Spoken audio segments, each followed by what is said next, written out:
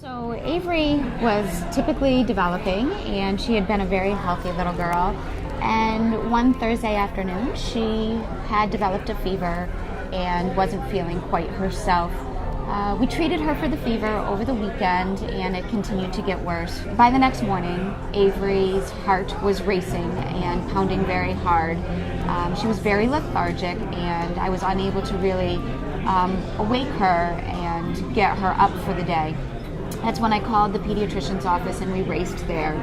And upon our arrival, the doctors and the nurses had examined Avery, and they had discovered that she had blood in her urine. Her temperature was 105.9. She was very lethargic. She had an enlarged liver and spleen, and they said that we needed to get to Albany Med immediately.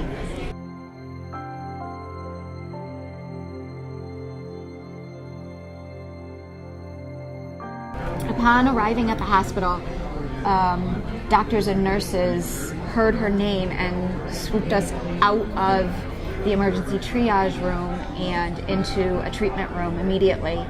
Probably 5 or 6 hours later was when 3 doctors entered our room and surrounded the bed and said that we were going to need to admit Avery upstairs to the 7th floor for the hematology oncology unit, and that she was going to need blood transfusions, and that, the oncologist was going to come in and speak to us. And that is when Avery's journey began. When Dr. Gosman came in and said that Avery had leukemia, I was in disbelief. I couldn't believe that my healthy child had cancer. The doctors and nurses were loving, they were nurturing, they were full of information. They gave us answers when we needed them. Every day we would enter the hospital, there was a great big smile for us.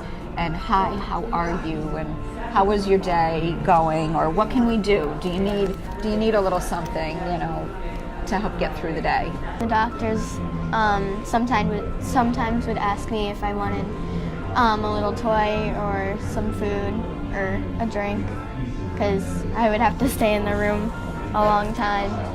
And while I was visiting Avery and my mom, we painted birdhouses one time, so it made me feel happy instead of feeling sad. We just celebrated Avery's 2nd year off of treatment a few weeks ago in April, and since treatment has ended, Avery has now gone to preschool.